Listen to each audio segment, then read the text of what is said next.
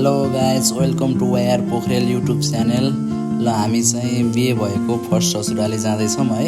यो चाहिँ पत्लैयाको बाटो एकदम राम्रो छ बाइक कुदाउनको लागि, एकदम मजा पर्छ गाइज। हेर्नु न बाइक पनि क्या हुइकिरहेको छ, ट्रकहरू ओभरटेक गर्न कम रमाइलो लागिरहेको थिएन, तर मजा नै बेग्लै हुन्छ क्या। यो चाहिँ मेरी बुढीले स्कुटी चलाउन सिक्दै, तर मलाई पनि पछाडि हालिदिएको ल बुढीले कडा हो नि।